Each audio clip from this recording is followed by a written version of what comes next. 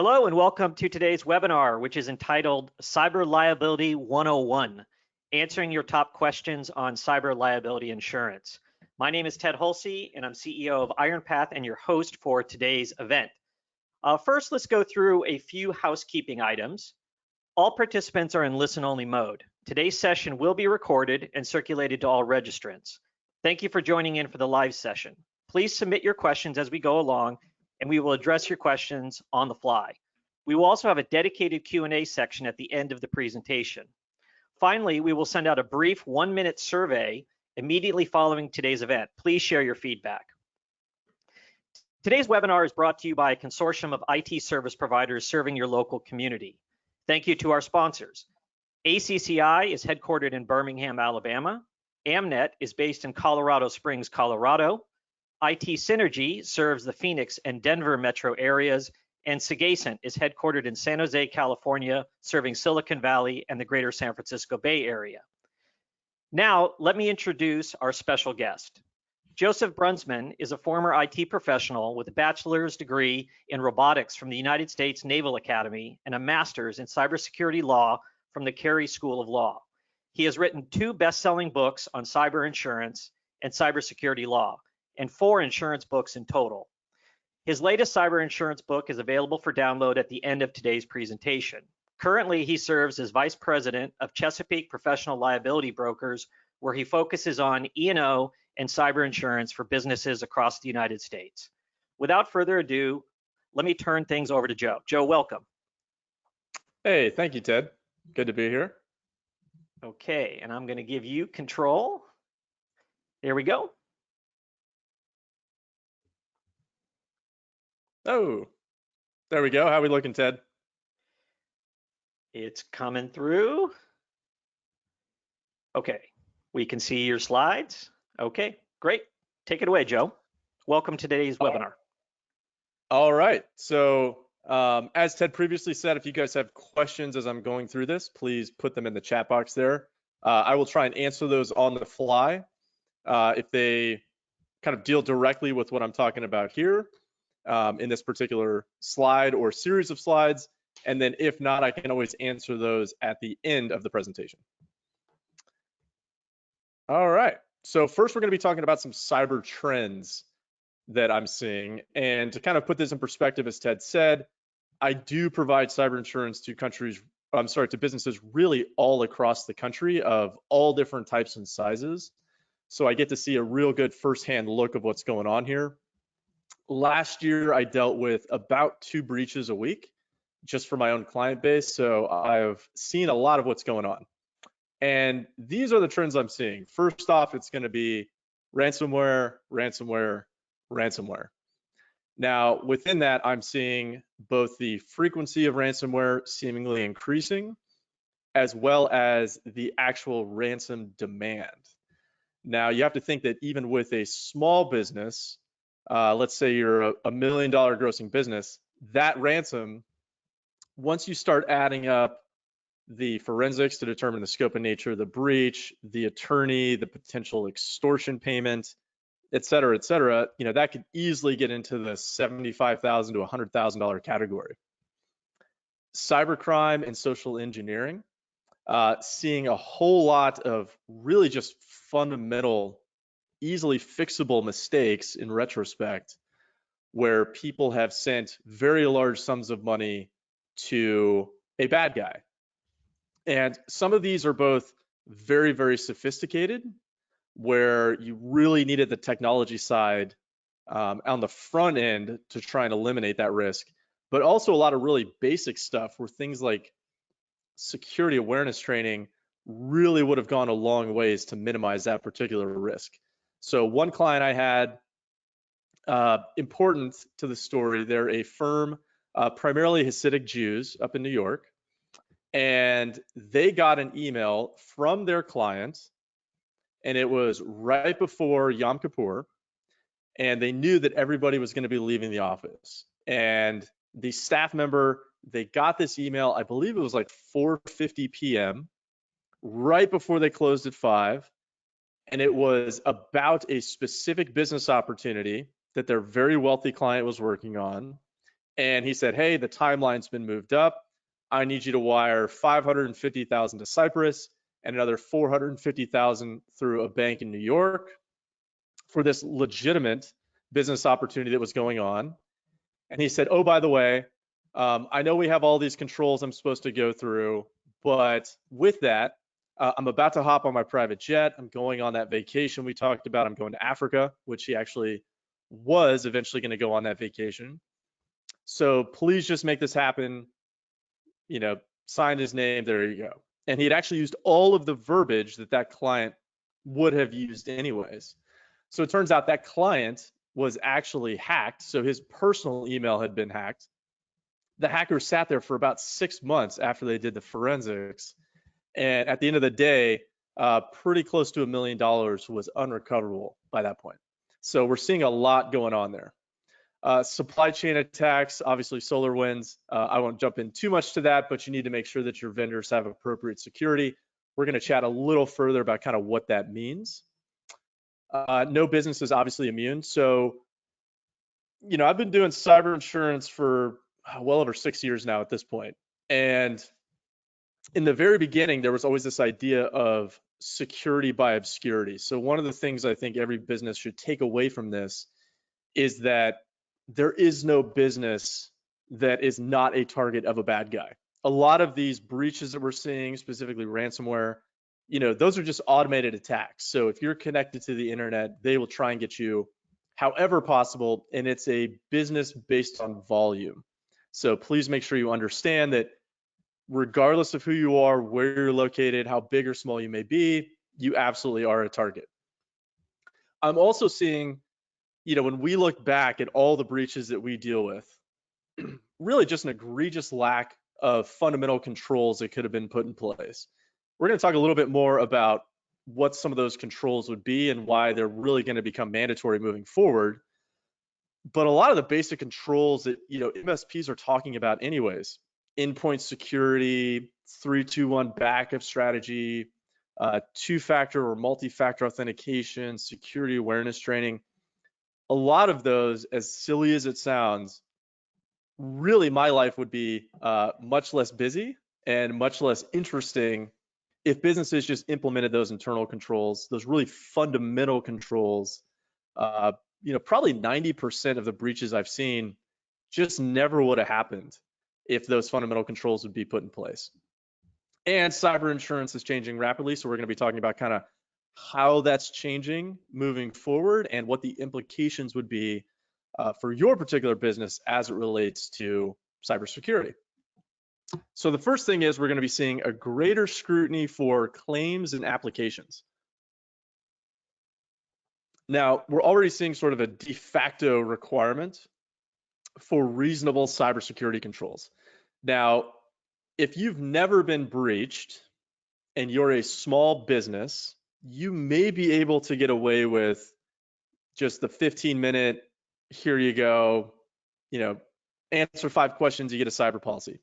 Well, if you've been breached in, say, the last 5 years, or you're not a super small company, that's not really going to cut it anymore. I will say that cyber insurance companies are losing money, I mean, just by the bucket load. So one cyber insurer, I will not name them for privacy reasons, but their loss ratio is about 170%. So that means for every dollar that they're bringing in, they're sending out $1.70. So that just shows you that cyber insurance companies are losing a lot of money. There's reasons, which I won't get into right now, about why those policies are still very affordable. But suffice to say, this cyber insurance company, they're asking all the right questions, very lengthy application. They're still losing a ton of cash.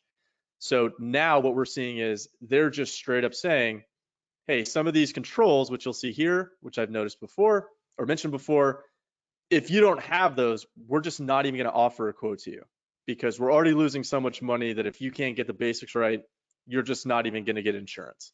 So something I think every business needs to keep in mind here. Also, Hey, some Joe, industries. Joe, just to jump in with a question, we have a question from one of the participants, but I think one thing that we need to clarify is if you have these different best practice measures in place, really Mhm. solid backups, multi-factor authentication, do you still require cyber liability insurance? I mean, I think that's a basic question I think most customers have, which is, if I'm doing all the right things, do I still Mhm. need to insure? I And, would say I think that, yes. Mhm. okay. So I would say yes, but with the caveat that, cyber insurance obviously should not be like the primary mechanism you use.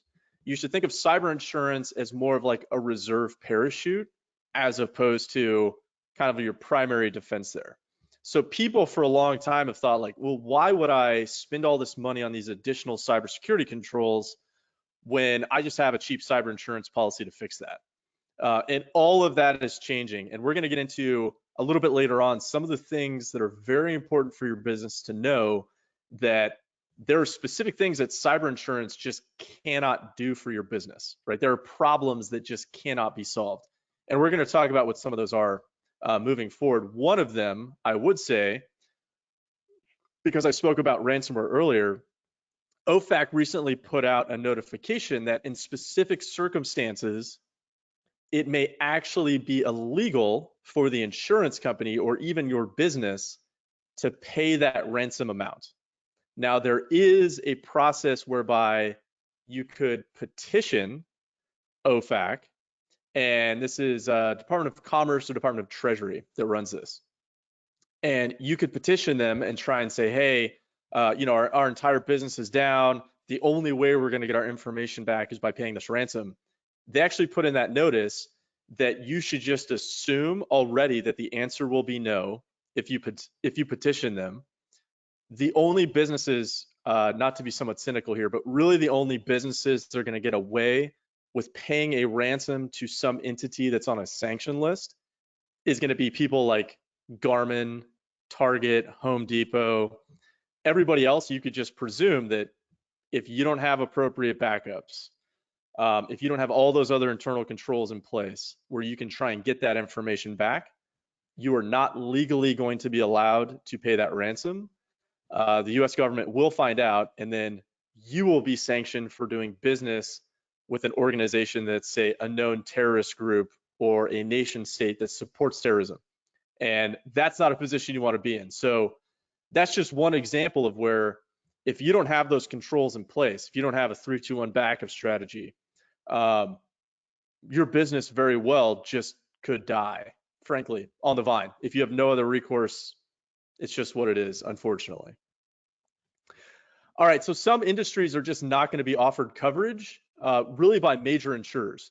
And we're already seeing this at really the primary players in the market. There are certain industries, they are just completely off that risk. They will not offer cyber insurance anymore. Who would those be? Well, SMBs with really high record counts. So you could think an example here would be mid-sized medical practices. Historically, those mid-sized medical practices, they have a lot of PHI on their system, and they're not really invested in cybersecurity. They're not taking it as seriously as they should.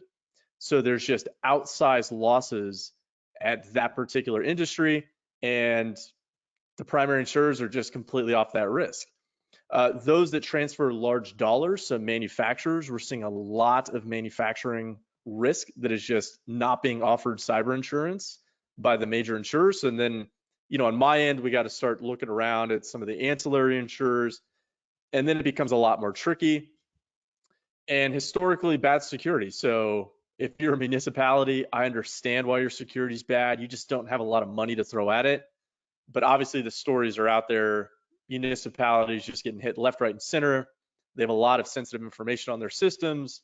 So if you're in one of those industries or kind of those buckets, then you really need to start taking a hard look at your cybersecurity practices, work with your MSP, and really start thinking about, okay, how do I implement this, or at least have a plan of implementation, so that way when we do go to try and get cyber insurance, we actually are presenting ourselves as a good risk, or frankly, either cyber insurance will just be way, way too expensive, or you're just not going to get a quote at all.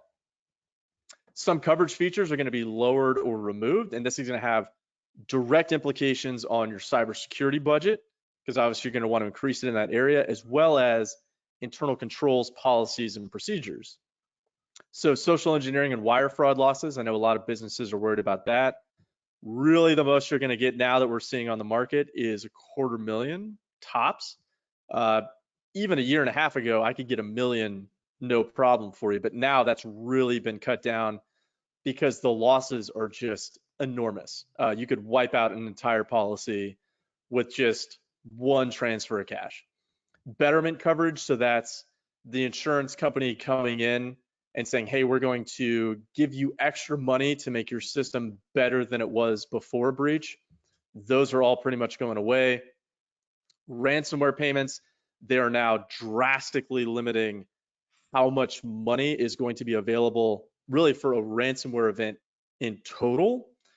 So we're even seeing companies now where they're saying, hey, we will offer coverage for ransomware, but it's going to be like 25 grand. And as I mentioned at the beginning, really even a small business, you could see 65, 75 grand easy for a ransomware event. So they're drastically cutting. You'd have maybe a third of what you need unless you have multiple backups, endpoint security, security awareness training, etc. And of course, watch those endorsements. We're seeing a ton of really kind of weird, crazy endorsements that cyber insurers are trying to put on there. So make sure you're reading through all of that stuff at the very end of a quote so you don't get caught out.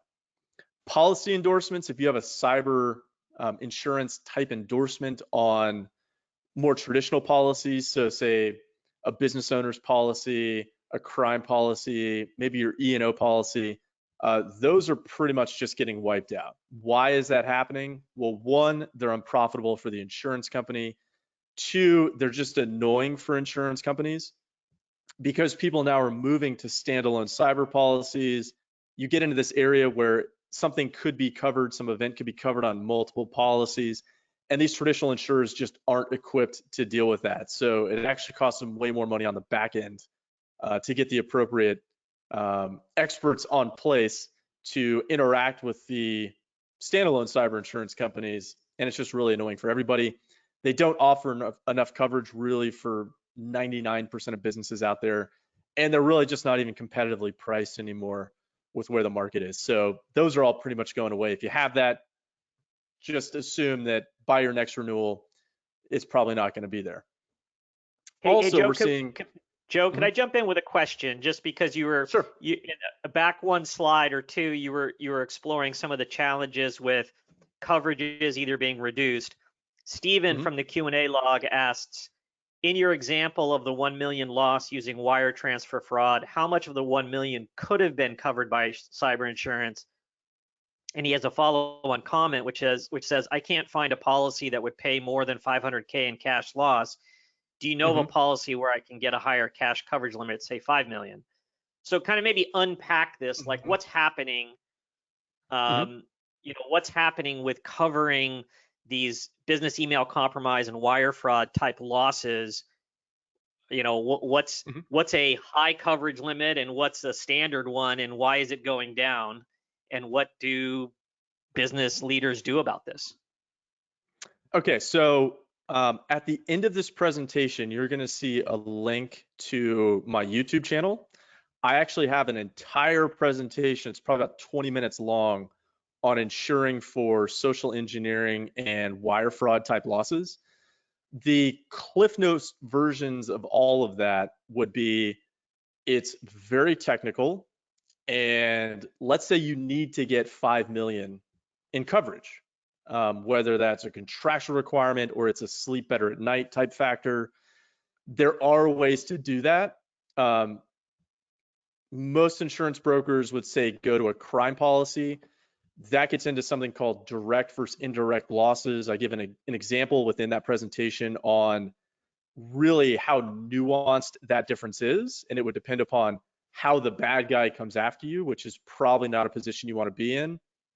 I think the best option for you there is very specific endorsement in a mandatory type language within an excess policy built over your primary cyber insurance policy. That could get expensive, so we'd have to talk offline to really dive more into that.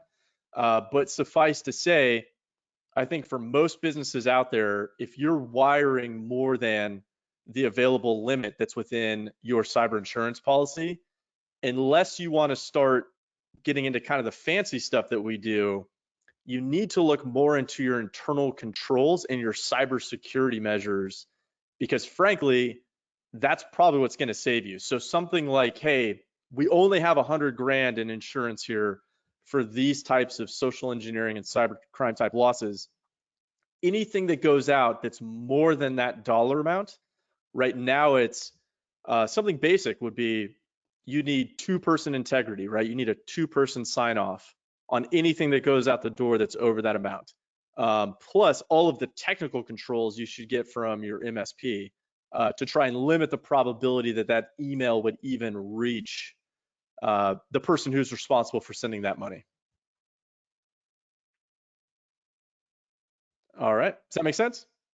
Yeah, so just, I mean, far more cost effective to first just completely build in ironclad internal controls around, if your business wires funds frequently, you have to be like world class at the internal policies and procedures to control those funds being dispersed. And you named a couple of them, but it's not something you just go insure away. You really need to invest on the policy and procedure side first and foremost. Absolutely. I'm a big fan that, cyber insurance, even though I'm like the cyber insurance guy, once again, cyber insurance is that reserve parachute. It's definitely not the first thing that you want to rely upon. That's for sure. Moving forward here, and Ed, I'll address your question here in a little bit, dealing with declinations of coverage. So what we're seeing now is those deductibles, and think of a deductible or a retention as how much risk your business is willing to take. Those low deductibles and retentions, so $0 or $1,000, those are just going away. It's considered now a moral hazard for the insurance company. So you're much more likely to see $5,000 deductibles, all the way up to $10,000 deductibles. Those are going to be much more common, which means the insurance industry is putting more risk back on the business. And you're still going to see some of the minor players out there trying to undercut the competition with lower deductibles or retentions. Please be really careful about being drawn into that, unless you are really well versed in reading and understanding cyber policy language and all of kind of the intricacies of how that interplays with the policy. Because suffice to say, I'll just make long story short, it's not as simple as people think it is. So when you really start diving in, there could be specific areas where the retention's higher. There could be other kind of specific areas where there's things you have to pay for just of your own dollar before the deductible comes into play. So just be careful there, but assume you're going to be taking on a lot more risk for your own business in the guise of deductibles or retentions moving forward. All of this really means, and this is kind of what I've been harping on this whole time, is as the market starts to mature, we're going to see with increased deductibles, increased retentions, lower coverage amounts, where they're not just throwing every coverage option possible at you. That's really going to validate an increased expenditure in your cybersecurity budget. So, cyber insurance, once again, it's no longer the default answer. There's more on the line for each insurance company and each insured, so that would be you as a business. And it's actually really good for the MSPs and the IT department, because this whole time when they've been saying, hey, these are things we really need to put in place, we need to have a plan of implementation, now it's actually a lot easier to validate that conversation, because as we'll see here in a second, there's a lot of things that cyber insurance just can't do for you. Long term, I think it's just good for your business, right? I'm talking all the private businesses out there that are watching this. It's really just going to be good for your business. It's cyber insurance companies are going to mandate this anyways. Moving forward, more risk that you're taking on, you want to minimize the odds, frankly, that you have to pay out that deductible or retention. So I think it's really a good thing for every business that's out there, and it's just the way that it's going to be. Now, with this increased adoption of cyber insurance, because I think we're going to get to a point where really every company is going to have a standalone cyber policy, just like they have a business owner's policy, just like they have a workers' comp policy. There's still going to be a lack of expertise out there. And there's really a number of reasons for that. One, this is being fueled by the lockdowns and remote workers. The average insurance broker's in their 60s, so they built the whole book of business on, say, business owners' policies, workers' comp, not really cyber insurance. They're not particularly tech savvy over here in the insurance world, and it's going to hurt a lot of businesses for many reasons. And with that, I would just say at the end of this presentation, you can download my latest book. It's about 500 pages of cyber insurance and cybersecurity law, as well as a whole compliance side to it. You really need to get that as a business. We'll talk about a little more about that as we go through here. Now, another common question is, well, let me hit Ed's question here just for a second. And Ed said, please address reason businesses are denied coverage after a hack. So what we're seeing is, one, material misrepresentations. So, I would just say, do not fall into the trap that, hey, I need to look good for a cyber insurance company. That's going to burn you. So as you're going through this application, right, get the MSP involved. And if you see like, hey, you're checking no to a ton of stuff, maybe that should be a good indication that you're probably not where you should be. And some of those internal controls need to be put in place there. So yeah, material misrepresentations. We're also just seeing, frankly, I would say malpractice from the insurance broker side, where a lot of businesses are in this weird realm where they don't know what they don't know. Like they don't know what questions to ask. They don't know how much they need. They don't know what it covers. And then they're relying on an insurance broker we had a discussion before this. At the end of the day, he might make $50 pre-tax on that cyber insurance policy. So he's probably never read it. So unfortunately, moving forward, a lot of the onus is actually going to be on the business to ask the right questions. And I'm going to get into a little bit later here on how to ask those questions to make sure you actually have the right coverage that you need. We're still at a point now where a lot of businesses, they're not facing necessarily a declination of coverage outright, unless it's a blatant material misrepresentation, lack of a specific coverage feature, because no cyber insurance company wants their name to be that guy. But it's going to start happening much more frequently. So thankfully, I've only dealt with, I'd say, 2 potential declinations, but I knew enough about insurance law to actually fight back for my client, and we got that covered. But most businesses just aren't going to have that firepower in their wheelhouse, unfortunately. So if you go on my YouTube channel, there is a specific video on why having your own cyber attorney is a good idea. And I'd recommend that everybody just watch that video. It's maybe 15 minutes long. And I think that would help a lot of businesses out there, both when they're getting their cyber policy, if they're just working with a normal insurance guy, as well as after an event occurs, kind of all of the benefits having that attorney could really provide for you. Hey, Joe, I just want to double click on something you shared, because I think it's so relevant to working closely with your IT department or your managed service provider, IT service provider. So you're saying that, yeah, if somebody suffers a cybersecurity incident and they misrepresented when they applied for the insurance that they were implementing certain levels of control, that could be an opportunity or an excuse for the insurance carrier to deny coverage. Oh, absolutely. Okay, so I think everybody needs to kind of like fathom this a little bit. Like, I think what you've shared is that the bar is being raised on all these different controls that are required. The application process is usually going through a checklist of saying, hey, I'm doing this, I'm doing that, I'm doing this. The reality is some of that stuff is super complex, requires a ton of follow through on your part as your organization, either by your IT department or by your outside service provider.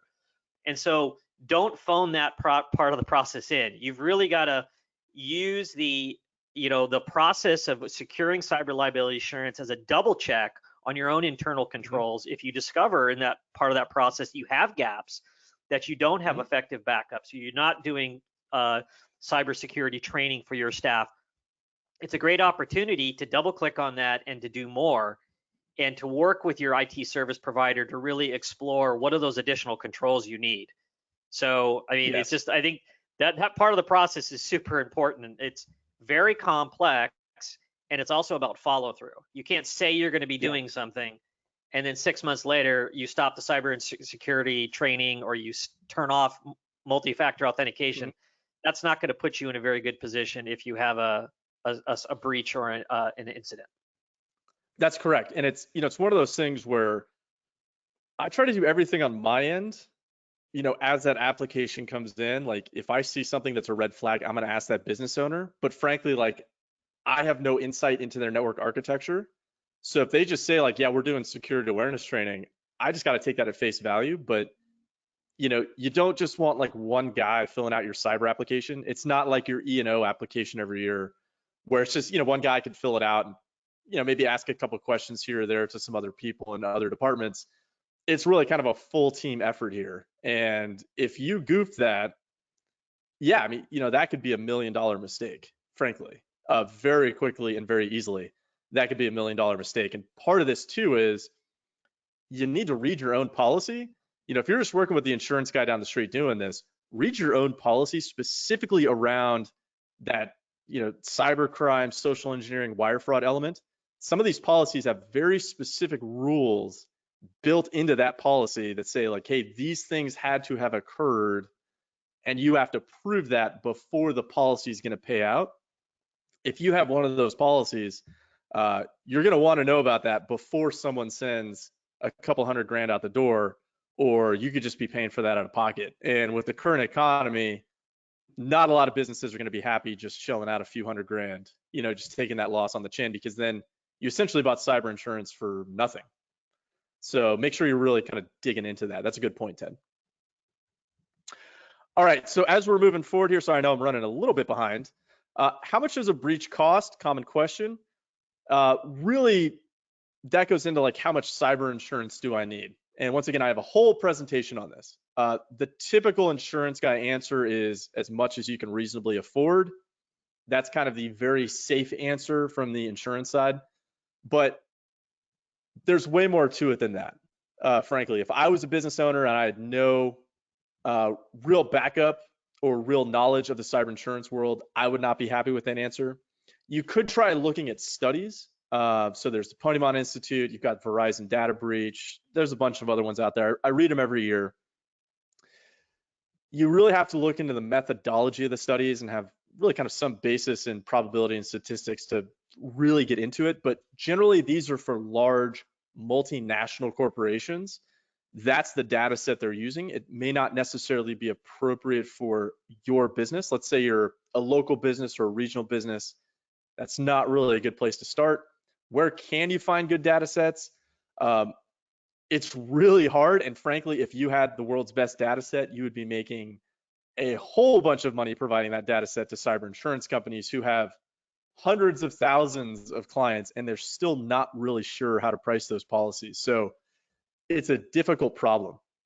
The problem of having, just a basic answer, right? So if I said, hey, you just get $1 million, there's way more to it than that, because one, every business is unique. All of your internal functions are going to be unique.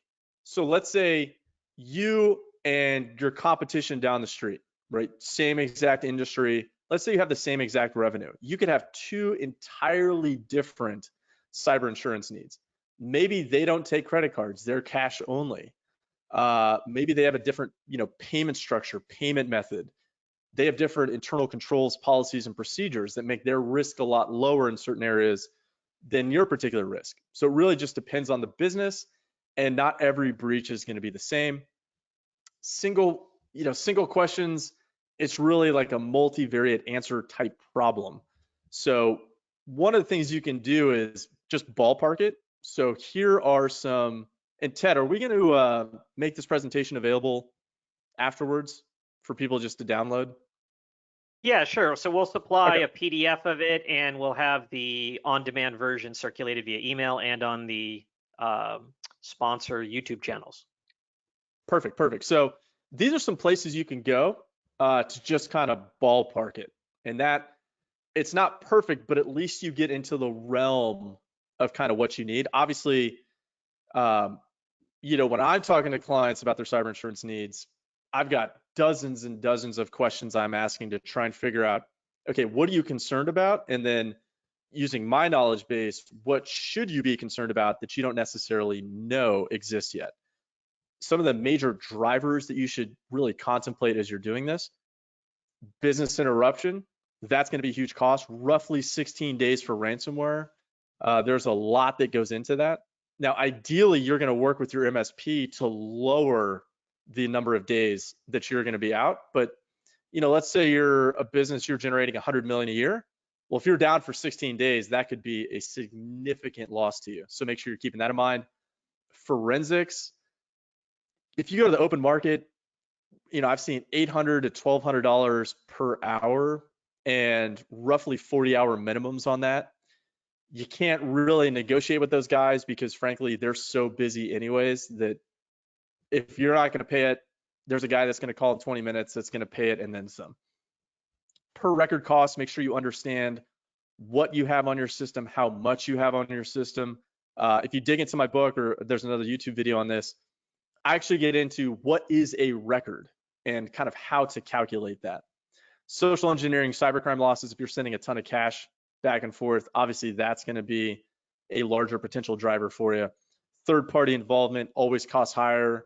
So one thing that we should kind of just get out here is that, if you have any vendors that are holding, say, your client's social security numbers, driver's license numbers, bank account numbers with some method of access, if those vendors get breached and it's your client's data, you are legally responsible for the breach costs. So that would be breach notification letters, credit monitoring, the forensics, etc. Now you may think like, hey, that's just not fair. Well, one, you could just blame California. But two, more specifically, it does make sense because let's say you're hosting data on Amazon Web Services, right? If Amazon had to pay for every single breach, there would just be no AWS. There would be no Azure. So make sure you're keeping that in mind. Attack loops, double extortion. That's why you need the forensics to come in, right? Determine scope and nature of the breach, try and remove that offending piece of malware. If you just straight go to, hey, let's just restore to backups, well, you never know if that piece of malware is actually in your backups. Generally, the time between infection to detection, we're seeing studies, it's anywhere between 180 to 270 days. So you want to make sure you're not just restoring to something that has that malware inside of it to begin with, because then you just get hit again. And so a few months ago, I actually had a new client come to me and they said, hey, we've been hit every 30 days, 3 times in a row with this ransomware. What are we doing wrong here? And the problem was they didn't have the appropriate forensics there. They were hosting everything on site. They had a ton of internal control issues. They actually didn't have an MSP. So they were just trying to, Patch Tuesday was just a partner at the accounting firm, was just trying to wing it in his free time, and it was a total disaster. All right, some better questions you can ask. What is your business specifically worried about? What are your highest loss scenarios? Right. Once again, if you're transferring millions of dollars per day, but you only have a 600,000 gross revenue per year, obviously your cyber insurance needs much different than the business down the street. What are you holding? That's the record conversation we talked about before. Do you have any contractual obligations to carry cyber insurance? We're seeing that more and more every single day. So frankly, if you don't already have a contractual obligation to carry cyber insurance, you're going to get it within the next year anyway. So just get ready for that. Regulatory fines and penalties, there's a whole section in my book for you there. Some other considerations, there's overall limits, there's sublimits within these policies, there's aggregate limits you need to worry about, there's split limits that you should consider. Don't be penny wise and pound foolish. If you ever have a question, just buy the next level up of insurance. Trust me on that, you'll just sleep much better at night. All right, so some of the things you could do instead. What is most likely to happen? Now, talk to your MSP. right? Go through some, even if it's an informal risk assessment, right? Whether it's qualitative or quantitative, or you don't even know what that means. Just talk to your MSP, right? Go with them and say, okay, what do we think is most likely to happen here? Given our unique risks, what would that cost be? What's less likely to happen, but could still be a real bell ringer for my business where, this could really be a sizable loss for us? How could a policy cover or not cover those potential expenses? What are the limits inside of that policy? And are you worried about multiple events? That's where the split limits actually come into play. All right, and of course, deductible retention issues. There's something called the mutually repugnant other insurance clause, where if you have coverages in multiple different types of policies, then you may end up paying way more for deductibles than you initially thought. So there's a whole video on my channel that's just about that. Now, I know we're running a little bit behind here, so I really just wanted to get into, I think this is very, very important for you to understand, problems that cyber insurance can't solve. And this is my industry's big goof for doing this, because there's just such a lack of knowledge out there that it's really hurting businesses. So first of all, fines and penalties are insurable where allowed by law. So it could be against public policy. Sometimes we just don't know. I've spent hundreds of hours trying to solve this problem, trying to get an answer to this question. I don't know. I have asked all of the most brilliant attorneys that work in cybersecurity law, compliance, etc. They just don't know. You're likely subject to multiple state laws. So one kind of key nugget to take away here is the state law that applies to you. So there could be specific cybersecurity requirements as well as requirements after some type of cyber event.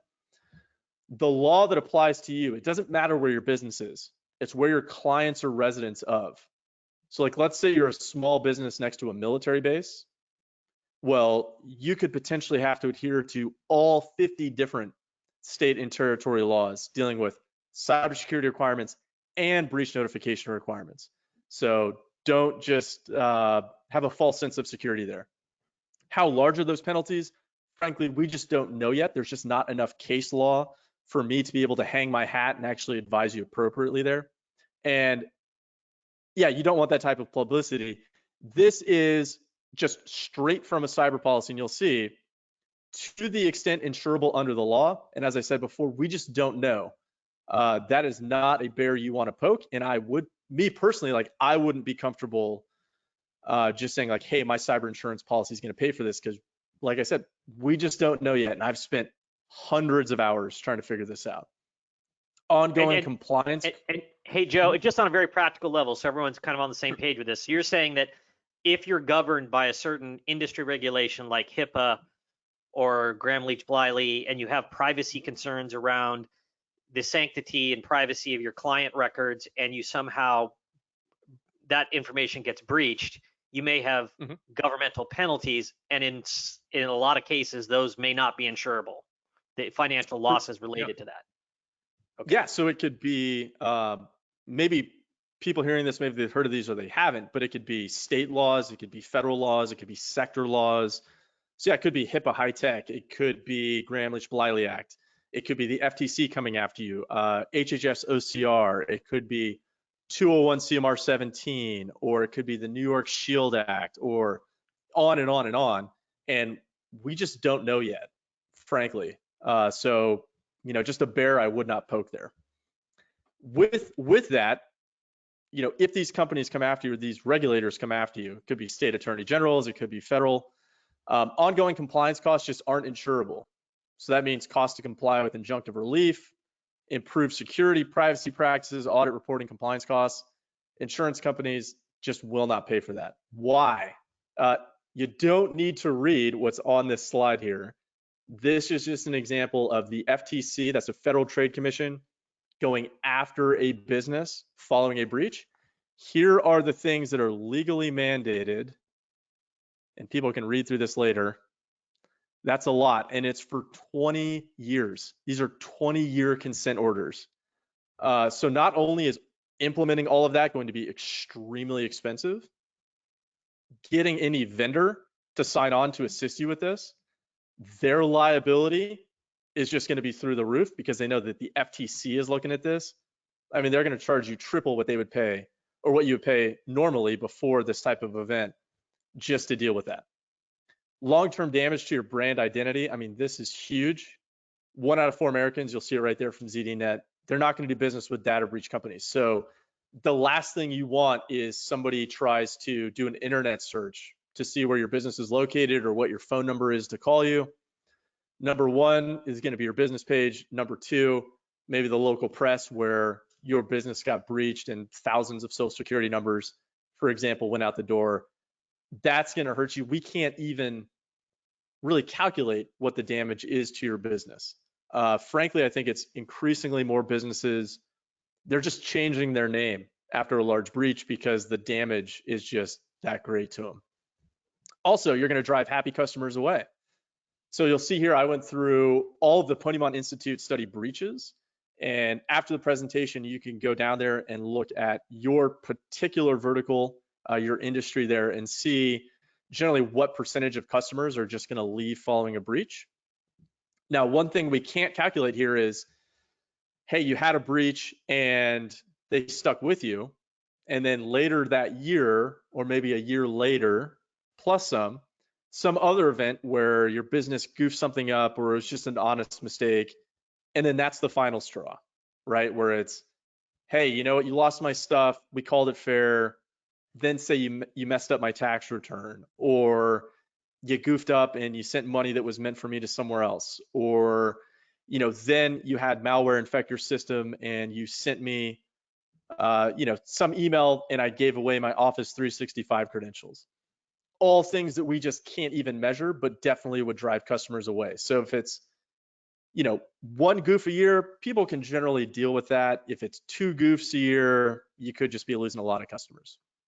You're going to miss out on contracts too. So increasingly, we're seeing contractual requirements for those reasonable cybersecurity controls. They want third-party verification for those particular controls. And some of that could deal with some particular notification issues. And you have to adhere to the latest legal changes. We're seeing that in contracts as well. So you need to keep on top of this stuff. Next, successive breaches, that's just going to lead to uninsurability at this point. So that gets into something called your loss ratio. So what is your loss ratio? That's what you paid in divided by what the insurer paid out. So if you're paying, say, $2,000 for a cyber insurance policy, you get hit with ransomware and they paid out $75,000 to deal with that ransomware event. You can see your loss ratio is quite high. What insurance companies ideally want is over the lifetime you're with them, they pay out exactly as much as you paid in, right? So 75,000 divided by 2,000, you're gonna have to go a very long time without having another cyber event, which is highly unlikely. And so what that means is your next insurance policy, if you can even get one, is going to be much more expensive. If you even get it and it's much more expensive, they're gonna require a ton of controls be implemented there anyway. So you might as well just jump on the train now and get those controls in place. How to get the right coverage? Sorry, Ted, I know I'm running a little bit late here. Ask better questions. We talked a little bit about this. Let's kind of go through here because I know we're running late. We might have some questions here. This is my YouTube channel. So I have well over 50 videos at this point. Obviously, you can reach out to me directly if you want to, but there's a ton of good information in there on what is cyber liability insurance? What do insurers want to see if you're trying to get coverage for ransomware? That question earlier about social engineering and cybercrime losses, how do you actually insure for that? There's a whole video in there, on and on and on. So I just say, hey, everybody, just hop on there. If you see something you like, just watch a quick video. And it's not monetized, so it's all free stuff. Just to really kind of delve further into that, as well as this right here, that's where you go to download my book. That's the PDF version. And there is a whole lot of information in there. It's about 500 pages, well over 100 court cases there to assist you, to really drive you to the right area. So hopefully that assists you as well. All right, with that, Ted, I'm going to turn it back over to you. And if we have any questions, I will answer those now. Yeah, so there's a good one here. So Robert wants to know, let me first say, if you've got more questions, we've got a couple more minutes for questions, so please drop them in the Q&A log, and we will try to maximize the last couple of minutes we have with Joe. But Robert wants to know, to what extent will a cyber insurance firm provide assistance in getting client compliance to security protocols before the fact? For instance, do they conduct audits to guide clients? Okay, so is it, so I think the question is, will a cyber insurance company actually assist you to become compliant with something? That's correct. I No. mean, like, who do you turn to is kind of the, who do you turn to? I mean, I think one key message that just popped out from today is you've got to be proactive, and you've Oh, got absolutely. to implement your own controls. And who do companies turn to? I mean, if you've signed the policy and you've been forthright, how do you make sure you stay compliant with what you've said you're doing going forward? So it's somewhat situational. It really depends on the business and what those particular compliance needs would be. But I would say, frankly, first is going to be that MSP, right, to help you out there. And then you're also going to have to think about a specific attorney. There's not a lot of them that deal in this space, but they're still very affordable. So if it's something kind of more common, like HIPAA High Tech, for example, right? Generally, I think a lot of that can, be done through the MSP, or the MSP knows somebody who could deal with that. If we're dealing with something much more nuanced and new, so if we're dealing with New York Shield Act, CCPA, the new Virginia law, that really takes an attorney to come in. So a lot of kind of what I see there is you kind of need both sides of the house, right? A lot of that stuff's going to be in my book, so at least you have a basis of conversation when you start talking to these people, but you really need both the legal side and the technical side. So the legal side, they're really good with, hey, these are the requirements, this is the latest and greatest. Generally not that good with technology. The technology side, obviously, it's very hard to keep up to date with all of this stuff. I mean, it's a full-time job for me. And, the technical side can't really give legal advice. So you kind of need both sides to jump in there. Okay, great answer. Great answer. So look to you either need a world-class IT team on staff, or you need a world-class IT service provider assisting you with not only understanding, like we explored earlier in the webinar, when you're applying for coverage, to understand where you stand today and what you're going to put in place and what you're signing up to be, to swear under oath that you, not under oath, but a test that you're going to follow through on, that you're actually putting in that contract with the insurance carrier. And then the harder part probably is staying compliant with what you've said you're going to do, because backsliding is a huge problem with cybersecurity controls and policies and procedures, and you've got to stay at it every day and every month.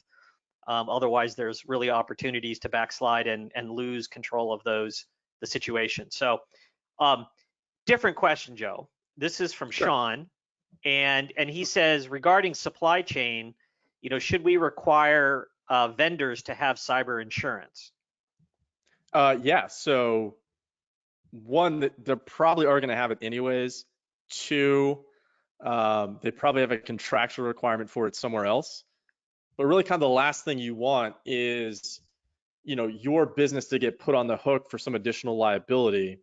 And if you don't really understand how the cyber insurance world works and what the interplay could be with, say, an E&O, also known as a professional liability policy, how all that actually plays out, it's really just a good business practice now that cyber insurance is a contractual requirement, because there's so many unique scenarios that could come into play where that other business, maybe they're on the hook for it, or you don't want them looking at your policy if they end up doing something stupid and they're going to try and claw back some cash from you, even just if it's a baseless claim and they're just looking for a settlement. So, I'd say just the way the world is going, everybody really needs a standalone cyber policy at this point. I mean, there's very, very few businesses out there that would be really small enough and niche enough where even these little endorsements, if they're still around, would be sufficient for what they're doing.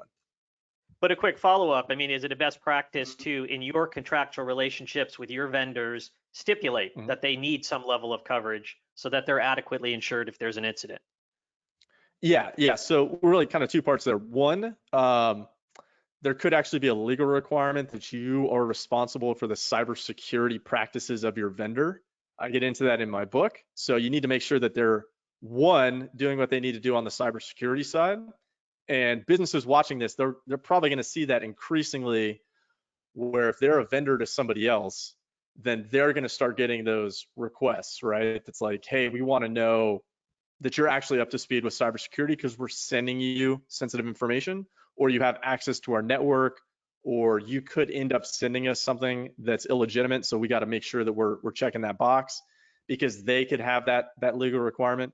And then, yeah, you kind of want everybody to have their own cyber policy, because there's just so many ways that the bad guys are screwing over the good guys and stealing money, stealing PII and PHI and PCI, that it's really just a good business practice to make sure that's going down. Okay, well, I think we, pardon me, we might have time for one or two more questions, but I do want to just address how everybody on the call today can take one important step forward to just understand where you stand. I mean, I think a key theme that Joe shared today is you've just got to be proactive in terms of raising the bar on your own organization around your own cybersecurity controls so that you can get the adequate coverage, you can stay compliant with what you've committed to in your policies, and then in case there ever is a breach and you actually do need to tap your cyber insurance, did you follow through and do what you say you were going to do? And so one of the things the sponsors of today's event do recommend is for organizations to do what we call a rapid security assessment. And this is not as elaborate as, say, a full-blown pen test of your organization, a penetration test of your organization.